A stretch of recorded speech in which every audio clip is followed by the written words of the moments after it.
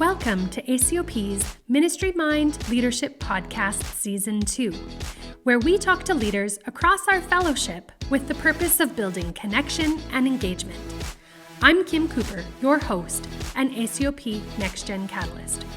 Join with me as we continue to hear stories each episode from leaders across our fellowship that will challenge and encourage you in your ministry journey. Welcome to Ministry Mind Podcast. Today I have Mark Gordon from beautiful BC joining us. Welcome, Mark. Thank you, Kim. It's great to be with you. Yeah. So and it actually is beautiful today. Is it beautiful? Oh, it's not beautiful. It's actually been pretty lousy spring, but but we shouldn't complain in BC about weather. No, you probably don't have right to do that. Although you do get a lot of rain. Yeah, yes. No, today it's pretty cool and a bit rainy here. So things are finally green. Yes, that's good.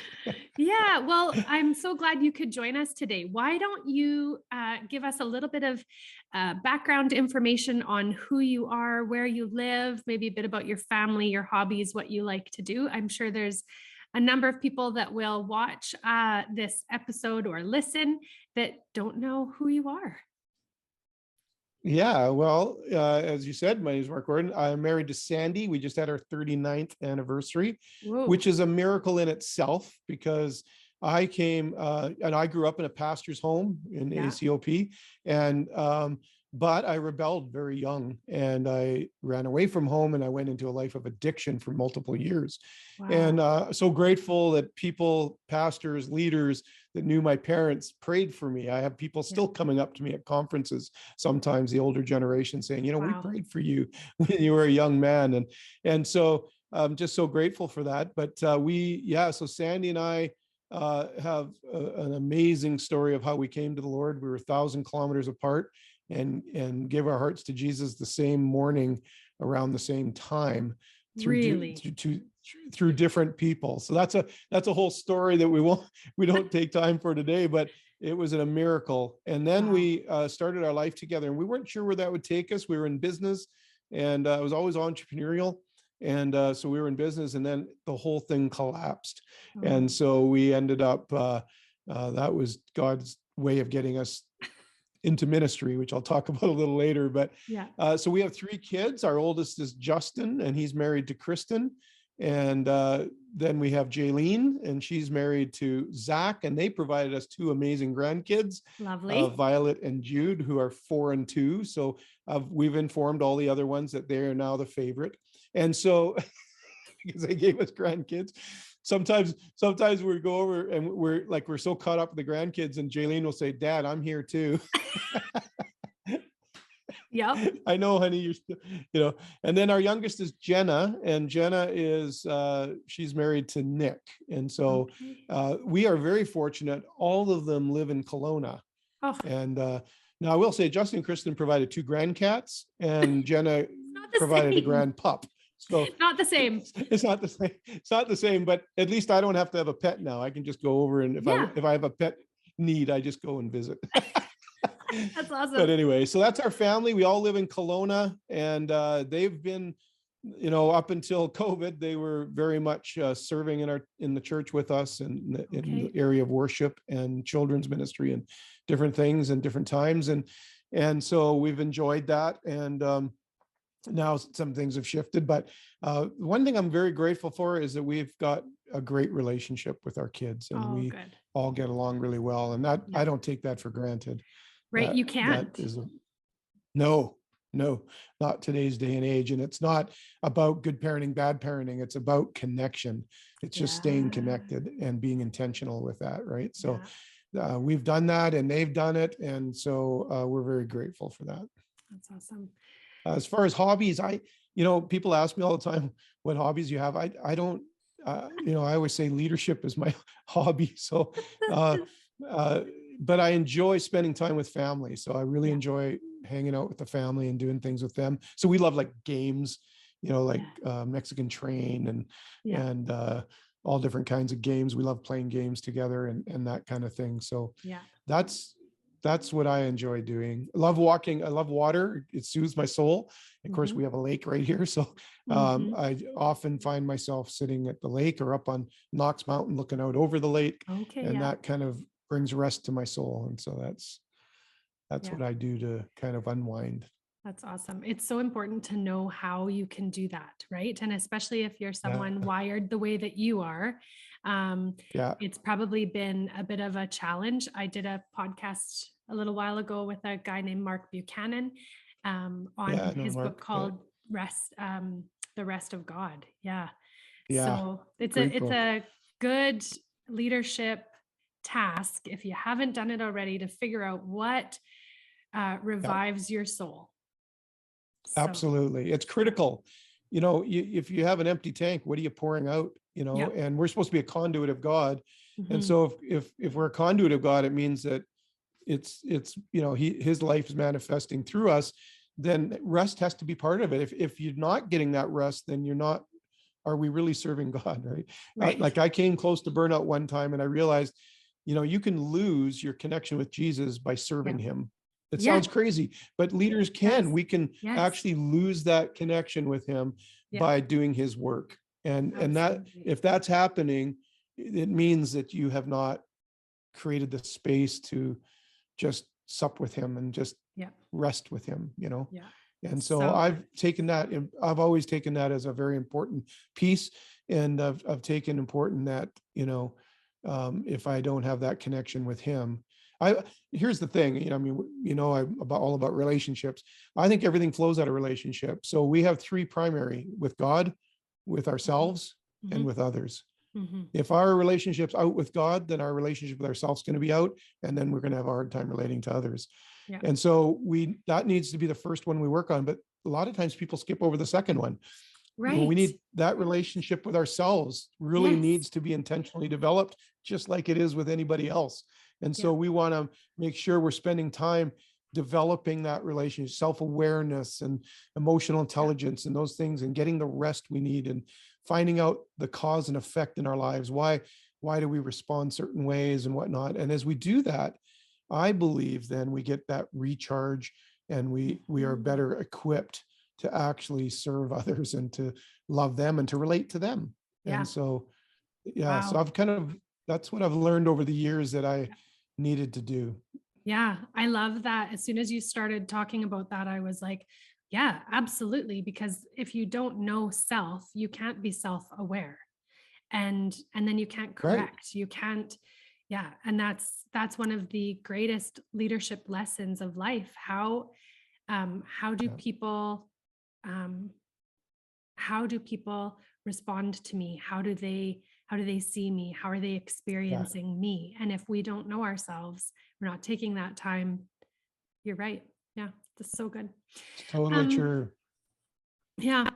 So one thing I think we should address here is when we're talking about relationships and investment. I know that we are reeling from the loss of our dear friend Stan Powers. And I know that Stan was a big part of yours and Sandy's lives. And I know that the people of BC, we've been praying for that region since that big loss. And I know that you were really close to Stan and that you've even been having to step in some of those areas. So why don't you just share a little bit about our awesome friend? Yeah, you know, that you hit it on the head, Stan. You know, the interesting thing is that you could talk to anybody that knows Stan and you would probably be able to say the same thing, that you were very close to him, that you had a special relationship with him, because that's exactly how he made you feel. Like he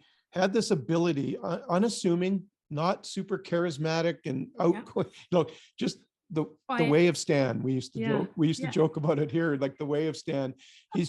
But he would make you feel like you were absolutely the most important person in the room. Somehow he just had that effect on people, and he had the ability to come under and lift up. His idea of leadership was not to lord over. His idea of leadership was to come under and lift up, and that's what he did for me and for so many others. So the region is really hurting. Like it was a huge loss, and it was a shock. It was unexpected. and it was a shock. And so, we're trying to rally and comfort each other. His memorial was just beautiful. If you haven't seen it, if anybody, the watchers or listeners, have not had an opportunity, it's worth listening. I was so inspired to live even at another level of connection and relationship and servanthood. Hearing and watching that memorial and hearing stuff, the family did such a beautiful job at just underlying Stan's character and personality. And to hear them speak was so inspiring because it was consistent with what we hear from leaders and people that he served. Like he would take his grandkids like crazy, like for rides, or take them to events and stuff and sit and wait for them and then pick them up after. He would do the same thing for you or I. If we had something to be at and we didn't have a vehicle, he would have come and taken us and done that. And so he's the kind of guy you'd text and say, hey, I got a question about this. And you'd get a phone call 3 minutes later. A text answer wasn't enough. You wanted to make sure everything was okay. So yeah, we're reeling, but we're all going to, I feel anyway, and it seems like I've talked to many people in our region, we want to honor Stan by actually continuing that journey of servanthood and servanthood leadership. And so that's the best way we can honor him. And so I think it's brought some solace to us. And I think it's brought some healing for our hearts. Of course, we're just like gutted for Joan and Lindsay and Kendra. And we're just, of course, that's the hard part, right? Stan's doing great. But he just got promoted. He got major promotion. And so he's doing fine, but we're heartbroken for the family and for us. And so thank you for asking. And we really appreciate all the people in ACOP that have our family who has held us up in prayer. And I'm sure everybody's got a story of a Stan encounter. Yeah. I think anyone that knows Stan or knew him would agree with your sentiments that he was someone that would come under. And one thing that I giggled about when I watched the service was, I think it was one of the girls said that he was famous for God loves you and I have a plan for your life. Yeah. So, but that, he was one of those guys that would have those I see in you conversations with everyone around him. That's it. And if we can learn from that. And he would do it in a way that he wasn't telling you that. Like, right. That was the other thing that came out. Like, he had a way of asking you questions and seeing how you are. And then at the end you come out realizing, I think I just volunteered for something. I think, and it was always something that would move my ministry forward. Like he just had that way of believing in people. When I released me the book, into it again. yeah. When I released the book, he made sure that the region knew, and he ended up, buying a bunch of copies and sending it to every church. He said, wow, we got to get this in the hands of people. And that's the kind of leader he is and was, and big shoes to fill for leaders generally to follow that model. Right? And such a good example and such a good model that he was. So, Mark, why don't you give us a little bit of background on your ministry experience and involvement?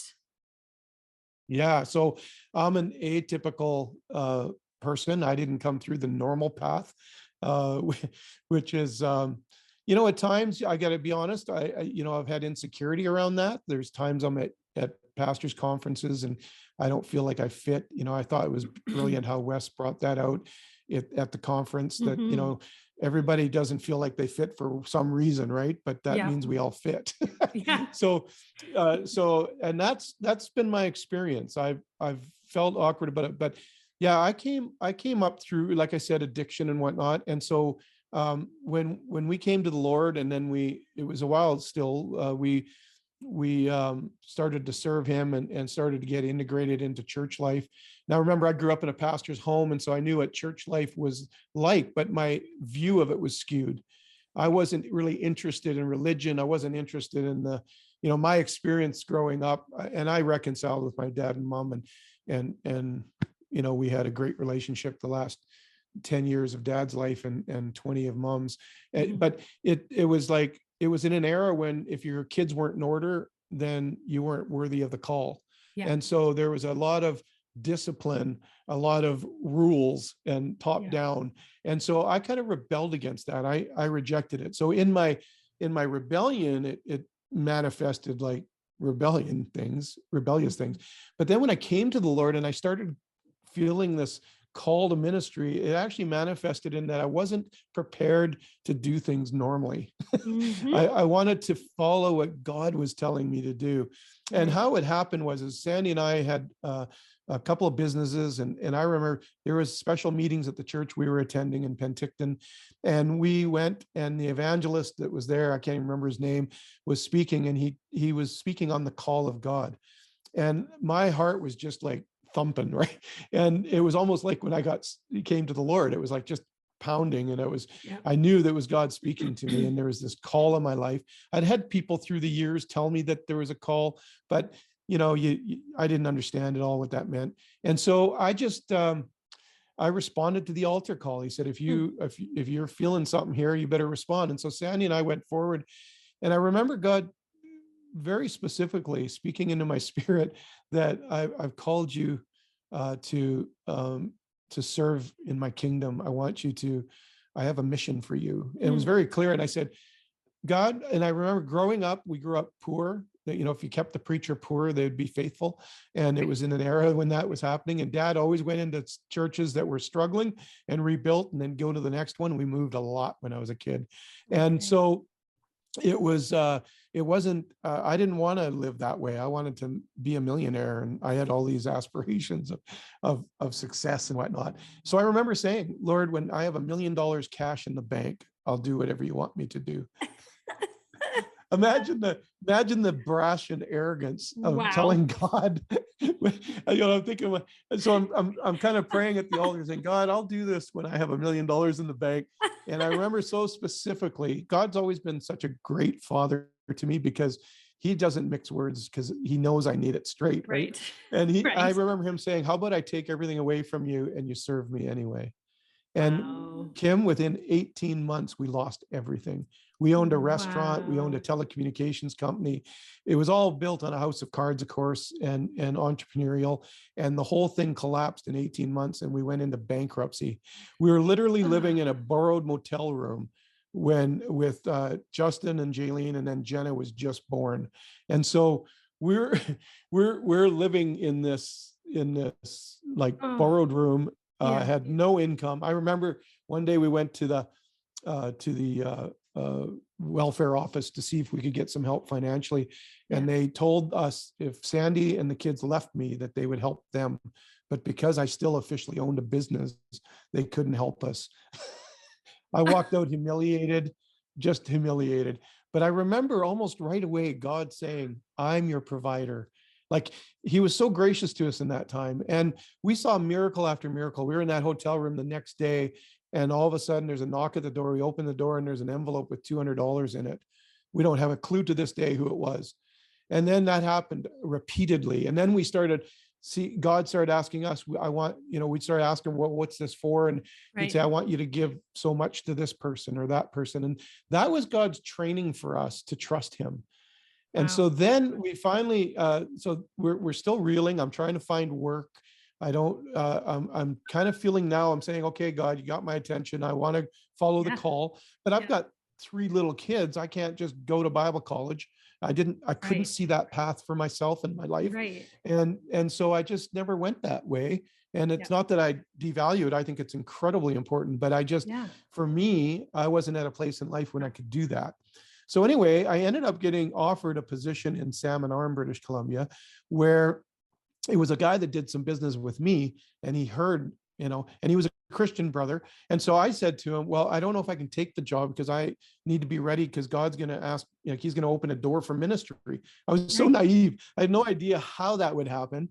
I couldn't go to Bible school or any traditional path. I just knew that there was going to be something he's going to ask me to do. So he said to me, he says, come work for me. And anytime you need to take for ministry, you can take for ministry. And I just thought that was a beautiful picture of how, of him doing that for me. And so we moved to Salmon Arm.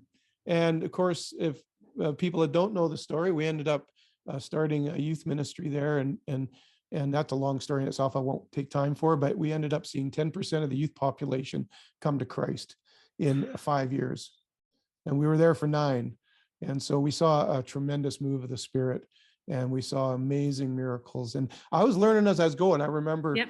a lot of you remember Big Jim Flewelling. Yep. He was the guy. He came up to me after church one Sunday and said, I'm here on behalf of the youth. And I said, why?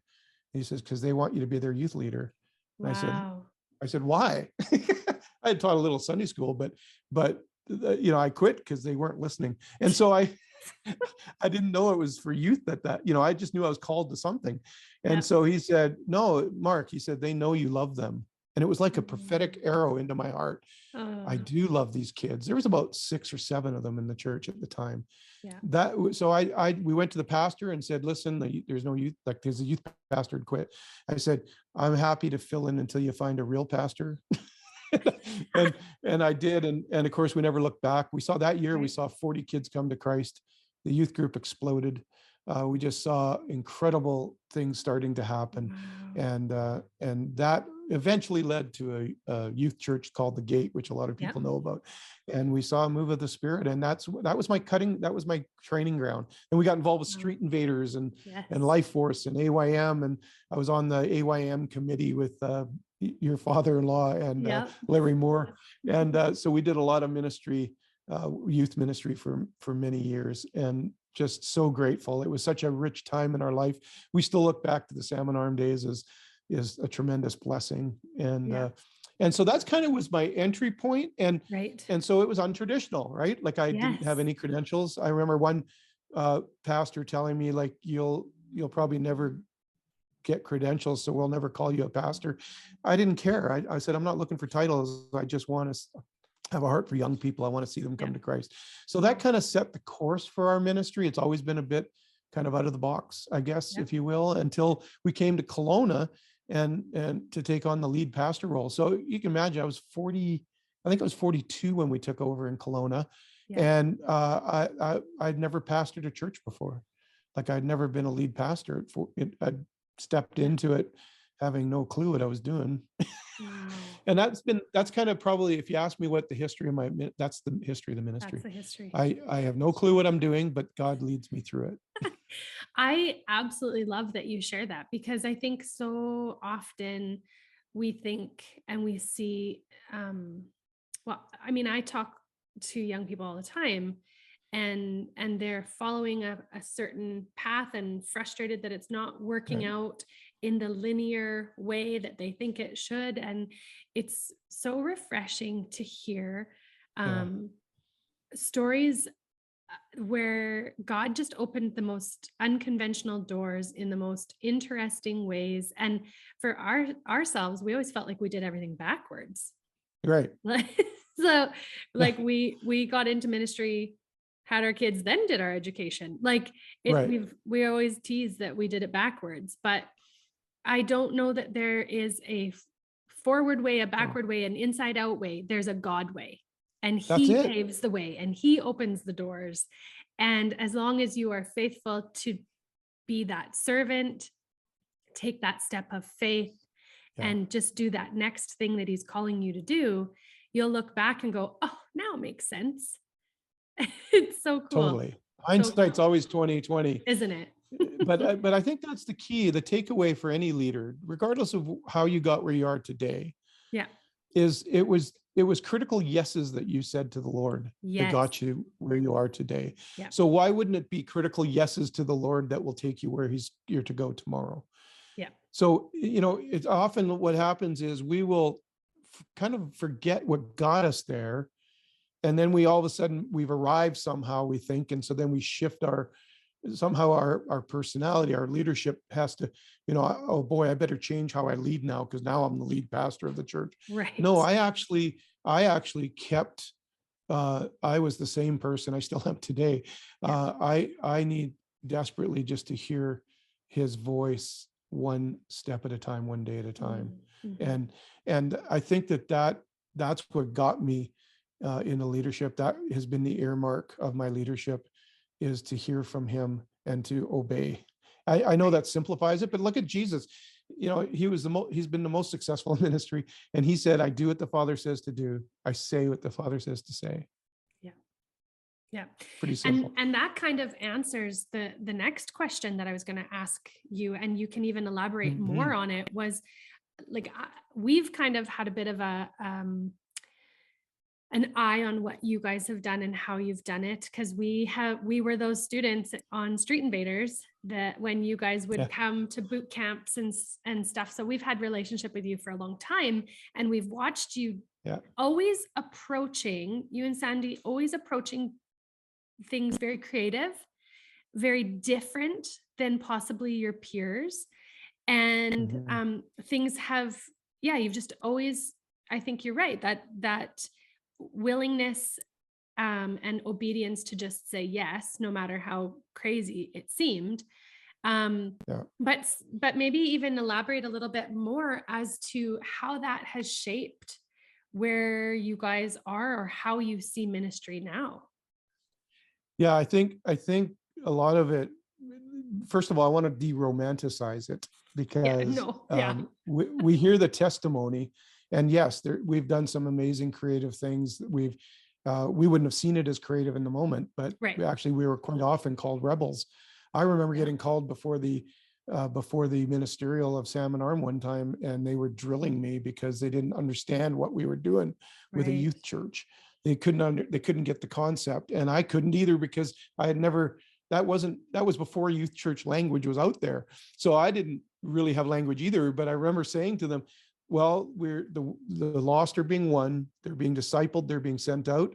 By definition, I guess that is a church. So we are a church, and so, but we took a lot of criticism for that, because, I think a lot of times people mistake entrepreneurialism with pride in some way. Like, we weren't trying to build our own kingdom. All we knew is that we loved young people, and that we wanted to see young people live out their destiny and live out their purpose. That really is as simple as it got. And so everything else was just vehicles. It was just touch points. We had in Salmon Arm, we had the youth center, the Gate Youth Church, but we also had a youth center that was open every day. A lot of people knew about the church part, but they didn't realize that we were actually open every day to young people. And then we had 2 houses, mercy houses, one for girls, one for boys, for runaways. And all of that wasn't because we were trying to build a kingdom for ourselves. It was because a need would present itself. And I believe that the church should be the greatest resource to the community. Right. I've always functioned on that. We should be the greatest resource to the community. We should be the one they call when they need help with anything. And so if we position ourselves that way, then that's what we can do. So a lot of the creative things we did weren't actually us doing it. It was us just cooperating or collaborating with other groups that were doing it. And the other piece that I think it's really important, and I used to say it to the bridge all the time, it's like, I'm not here for you to serve my vision. I'm here because God's asked me to facilitate the vision of Christ in you. I think if we could grab that in leadership, if we could say, listen, our job here is not to raise up leaders so that we have leaders to fill positions, but our job is actually to raise up people who have a call in their life, who have a mission that God's called them to. And we need to be here to help facilitate that mission. And I think that would open the doors for a lot of young leaders to be able to step into areas that they don't think of. See, if we look at traditional church, if you're not on the worship team, you don't teach Sunday school, you don't preach on Sundays, where is there places for people to serve? Right. So we did things a little differently, even in Salmon Arm. In Kelowna here, we had 3 kind of interlocking circles: Bridge Life, which was kind of the usual church activities. Then we had what we called extension ministries. And that circle was people who had a vision, and we helped facilitate that vision. And they were able to execute on what God put in their heart because we actually facilitated that. We made space for it. So they didn't have to go out and get governance and start a charity and start all these things. They could just come to us and tell us what's in their heart, and we'd walk with them to see that heart execute. Good example is Jenna Lee Gregg with Thrive Kids Canada. Now they're spreading all over the place. That wasn't because we were brilliant and creative. It was because she was. And we just facilitated. We had the building, we had the people, we had the facility, you know, we could just facilitate it. She's the one that put the team together and did all that. But if she didn't have that blessing or permission or facilitation, would she have ever done it? Right. And it didn't fit in the box, but that didn't matter. It didn't fit in the box. I had a lady come to me that said, how do I worship God? I don't lead worship at church. I can't, you know, those usual spots. And I says, well, what do you love to do? And she says, I love to cook. And I says, why don't you cook for Jesus? And well, how do I do that? I said, well, what you do is we pray and ask God to help us find something where you could serve by cooking for people that need it. And she said, oh, okay. And so I prayed with her. A week later, I get a call from Meals on Wheels. And they said, hey, do you guys have a kitchen in your church? We lost our facility. And I said, we do. I said, do you need a cook too? And they said, well, actually, yes. And I said, we could probably handle both.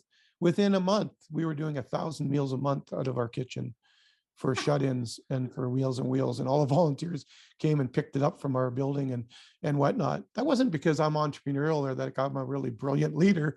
It's because God knows we would say yes, and he could trust us to say yes. And we had the person who carried it. Yeah. And the story there, by the way, the real win in this story is that after 5 years, she was getting older and she retired. And we put it out to the rest of the church. Anybody here do you feel it in your heart? Nobody did. So I went to another church in town and said, hey, could you check around if you have anybody in your congregation that has a heart for this? We're happy to give it to you. And they did. And so we passed it off to another church and they did it for another 5 years. Wow. That's so cool. That's really cool. We have to hold everything. This is all God's, right? Yeah. It's his kingdom. Yeah. So in leadership, none of it's ours. Right. We just have open hands, and all we do is we're kind of like traffic cops in the spirit. We just kind of direct the paths. And I think that is the differentiator. That's a type of leadership I think is becoming more and more popular. Yeah. And I think it's really needed. Well, and I love the shift. Like we have to shift from creating our own little empires to being kingdom mentality. Yeah, exactly. Yeah. Exactly. So I think the go ahead. I was going to say, I just think the church age is giving way to the kingdom age. And it doesn't mean that the church is done away with. It's part of the kingdom, but it means that we've got to put the kingdom first, not the church. Yeah. I love it. Okay. So you guys did youth ministry, then you took over the church in Kelowna, you did lead pastoring, and you've recently had another shift in your ministry. Did you see it coming? And what led to this last shift? And then tell us a little bit about it. Yeah, I did not see it coming. COVID, the great revealer, probably had something to do with it. So I've been in the community. I've been teaching workshops for years, and a lot of my workshops are around healthy relationships. I have a real passion to see families have healthy relationships and organizations have healthy relationships. So that's been around for a long time. And I've done it through the bridge.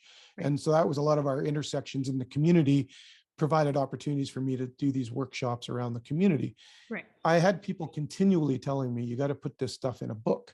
And I kept thinking, well, I've got a grade 8 education. I don't think I could write a book. You know, I had a lot of limiting beliefs around that. Who would pick it up? Who would read it? You know, and so, but finally, I really felt a prompt from the Lord, and I ignored several times, and I felt like it was getting stronger and a bit of a warning coming with it. Like, it's time to get on with this. Like, now's the time. Right. And so I had started writing the last, couple of years and just dabbling at it. But when COVID hit, all of a sudden things changed and I had a lot more time. And so I was able to finish it off. Wow. Get the publisher stuff done. I had got all that done and released it during COVID. And so that book release opened up a lot more doors and a lot more opportunities that way. God began to speak to me a couple of years ago about the decade of legacy, where between 60 years old and 70 years old, everything I put my hands to had to leave a kingdom footprint or a legacy, to my kids and to whatever. I really felt strongly that my leadership was shifting from this idea of just leading in the trenches to trying to create something that will live beyond me. And Right. so the book fit that model, right? Because the Right. book can live beyond me. And so that fit my model. And so that really got me prompted to get it finished and get it out there. It's got part of my story tied in with the principles that I teach in it. And so that was how that came about. So then Wow. during COVID, I found myself dreaming about, coaching and training and doing more speaking and I've seen results with these things, like really dramatic results. And I felt like there was a lot of people out there. I think the God awoken the evangelist in me too. And it's like, I just see a lot of brokenness out there. And I thought, now's the time. So during COVID and coming out of COVID, I found I was having lots of vision for that, but I didn't have a lot of vision for the church and how that would be positioned within the church. And at the same time, we had a great team that had developed, and so we were already kind of in a succession plan, thinking of succession in what we were doing. And so COVID probably bumped it up 2 years, but coming out of it, I felt like I was going to become a ceiling if I did not step away and let the team run with where they felt the Lord was taking the church. So they had vision for it and I didn't. So that was time. That was an indicator to me from the Lord. Hey, can you lay this down? Can you trust that this is my church? I'll continue to build it. And it's like, yes, Lord. So there was another yes, even though it was leaving, that's still a yes, right? Like, yes. And so I stepped into it. And so that's what we've been doing since October. My last day was last day of October. And Stan was there to celebrate that and to install Jonathan Warner as the new lead pastor and Renee King as the executive pastor. And so it was a joyous day, mixed emotions, of course, but it was a beautiful day. And so we've done the transition. And so now I started a business. Now I started as a business. Some people say, well, why didn't you do another nonprofit? Because then we could support financially and whatnot. And I just said, a nonprofit's another board, like I'm in meetings talking about how we're going to help people instead of actually helping people. And I just didn't want to go that direction. So I made it a proprietorship, but it's a ministry, it's really a ministry. It's ministry minded, but it's business operated, if I can put it that way. And so that's kind of what I've been up to. And so I've been just delivering workshops and especially several recovery houses, 2 places that bring women out of the sex trade and sex slavery. And they're rebuilding their lives. And so I come in and teach what healthy relationships are. I teach on how to get shame removed from your life, anger management, all the things that would affect relationships, as well as relationships themselves. That's kind of my jam. And so I try to do that. Other opportunities open up businesses and organizations because the principles are universal, like healthy relationships. So that's what the book's about, is that foundation. Wow. So I hear you saying that, like, the whole reason that you decided to write the book was because it was something that had kind of been on your heart for a long time. And then you kind of alluded to some of the things. Some of the things that you added into that book and kind of the principles. Give us 3 takeaways from the book that would prompt our listeners to go, you know what, I think I should go out and get that book. I need that book. Yeah. Well, first and foremost, of course, everything flows out of relationships. So if we need to make intentional investment, I would say you don't want to live by accident, you want to live on purpose. So in the same way, we want to invest intentionally in our relationships. The book is built on a syllabus of building a strong house. If you want a house that's going to stand the test of time and stand in the storms, then you need 3 things. You need a healthy foundation, you need a good framework, strong framework, and you need a sturdy roof. In the same way, in your family, in your organization, in your relationships, you need a healthy foundation. You need a good framework. That's how do we work? How do we relate to each other? And you need a sturdy roof. A sturdy roof is the covering that keeps you protected. And I liken it in the book. I liken everybody you invite to speak into your life is a shingle in the roof of your family. So when you are in community and you and so I talk about what is authority, what is true authority, what is accountability, and how does it benefit you? And so that's kind of the last section. The first section is 5 pillars of a healthy relationship. And we just go through with the principles, because the idea is that we want to give people the tools to live those out. And it's amazing how many times when I'm teaching, I was just started 2 courses this week. And when I'm teaching and people are like, you can see the light bulbs, like, oh, that's why that relationship didn't work, or that's why I always get myself in trouble there, and so it's been really awesome that way. So that's the book will give you a clear blueprint. That's what I call it. The subtitle is is an essential blueprint to building strong families and healthy relationships. And so it's a blueprint that you can follow and go back to and visit all the time. It's also written very simply, because I got to get things simple. I'm not like, it's short and it's simple, and it's when we were at Highway Church a few weeks ago for the open doors, Pastor Ed Bradley, one of our fathers in the faith here in our fellowship, comes up to me and he says, your book is the best book I've ever read on the subject. And I was kind of like, whoa, like that's a pretty high compliment, because he's a reader.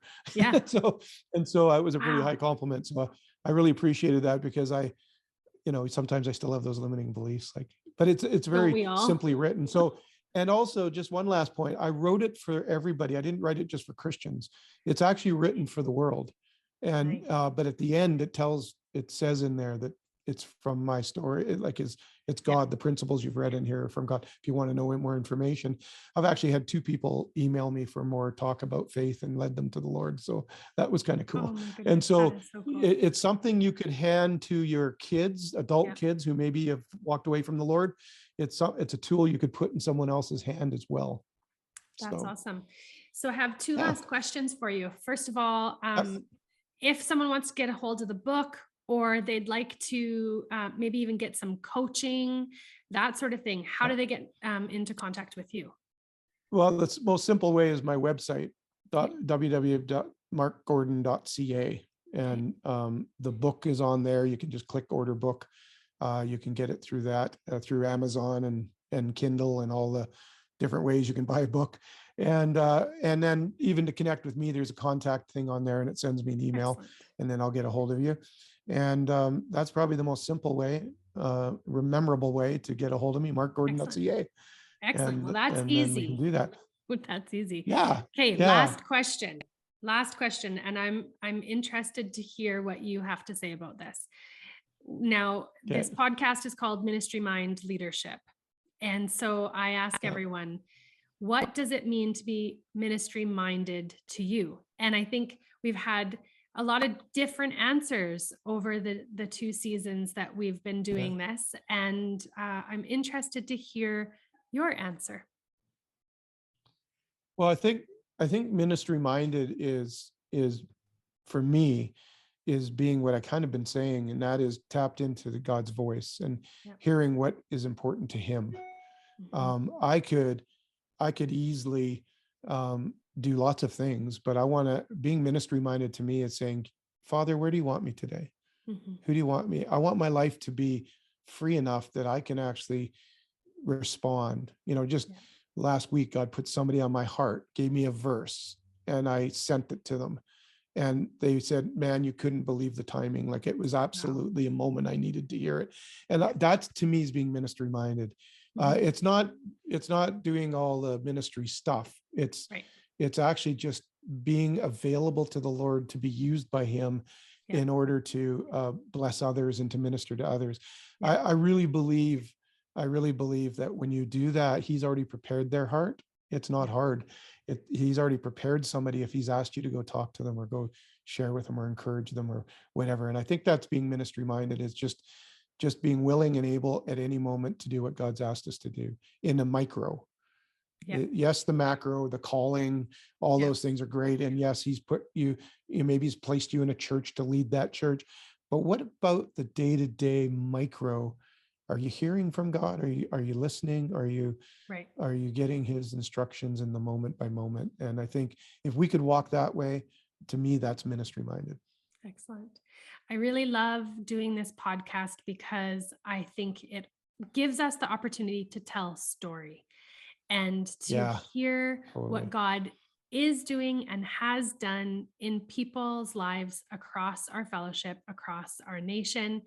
And it provides us opportunity to hear the good things that God can do and will do Yeah. if we give Yeah. him our yes. And so I Yes. thank you for sharing with us today a little bit, a Thank you. snippet of your Snippet. life and your experience and where God's taken you guys and how you've gotten there.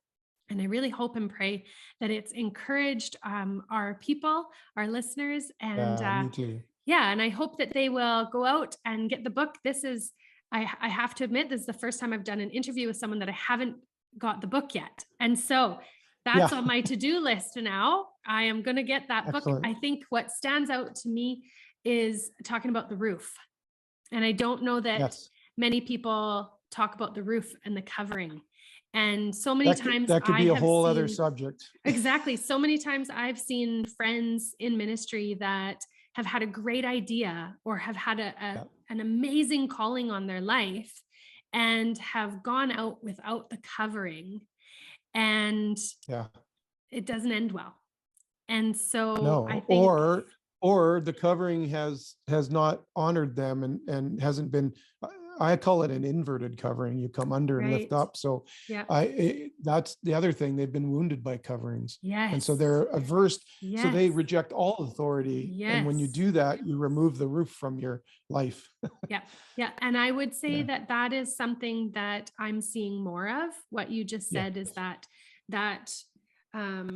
not wanting that covering because of hurt, because of watching others, having that, watching others hurt, like their parents or people that were their mentors, or, the bad stories. And so thank you for that, because I think that it's a timely message, and I encourage our listeners to press into that and to go read the book and find out exactly what Mark's talking about in why relationships really matter. And I think it'll be great. So thanks so much for interviewing with us. Yeah, thank you. It's such an honor, an honor. Good. And I'm so proud of you and Greg. You guys are amazing leaders. And so thank you for doing this podcast. I think it's really important for our fellowship to have these leadership conversations. Absolutely. Yeah. Well, thank you. Thank you.